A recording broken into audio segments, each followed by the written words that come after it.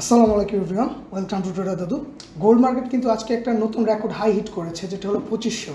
তো আমি কিন্তু আমার টেলিগ্রাম চ্যানেলে প্রায় 2-3 মাস আগে যখন গোল্ড মার্কেটে 2300 সামথিংয়ে ছিল, তখন একটা প্রেডিকশন করেছিলাম যে গোল্ড মার্কেট 2600 পথে হাঁটছে। তো গোল্ড অলরেডি 2500 টাচ, আলহামদুলিল্লাহ। তো আজকে আমাদের যে গোল্ডের আপডেট ভিডিওটা, এটা হলো বেসিক্যালি গোল্ডের ফিউচার মুভমেন্ট এবং কেন আজকে গোল্ড মার্কেট 2500 হিট করলো, এটার ফান্ডামেন্টাল রিজনটা আমরা এক্সপ্লেইন করবো আপনাদের সাথে। তো বেসিক্যালি প্রথমে যদি আসি, এই মাসে যে ইউএসের যে সিপিআই ডেটাটা ছিল, এটা কিন্তু বেশ খানিকটা কমে আসছে। এটা কিন্তু এখন 3%-এর চেয়ে কমে এসে গেছে। আর আমরা নর্মাল একটা ফান্ডামেন্টাল জানি, যখন ইনফ্লেশন কমতে থাকে তখন কিন্তু রেট কার্ডের যে প্রেডিকশন এটা বাড়তে থাকে, ঠিক আছে।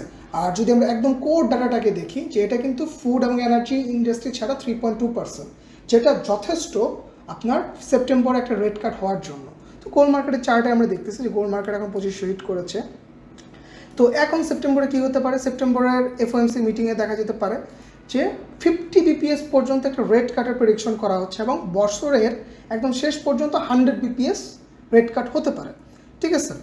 আর গোল্ডের যদি আমরা এখন ফিউচার যদি চিন্তা করি, যে রেট কাট যদি স্টার্ট হয়ে যায়, আমরা জানি রেট কাট যত হতে থাকবে ইউএসডি কিন্তু তত উইক হতে থাকবে এবং গোল্ড আপ হতে থাকবে, ঠিক আছে। এর পিছনে কিন্তু অবশ্যই আরও মিডল ইস্ট ক্রাইসিস, আরও সেফ হেভেন মুভমেন্ট, এই জিনিসগুলোও রয়েছে।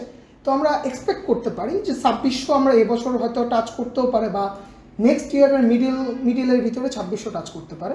তো আমাদের একটা প্রেডিকশন এটা বলা যায়। তো এখানে আমাদের মার্কেটের আরও অনেক ডাটা এবং টেকনিক্যাল জিনিস ডিপেন্ড করবে। তো আপাতত এই যে আপডেটটা আপনাদের সাথে শেয়ার করলাম যে গোল্ড মার্কেটের কী অবস্থা আর কিসের জন্য এটা হলো। তো সবাই ভালো থাকবেন ইনশাল্লাহ। আসসালামু আলাইকুম, থ্যাংক ইউ এভরিওয়ান।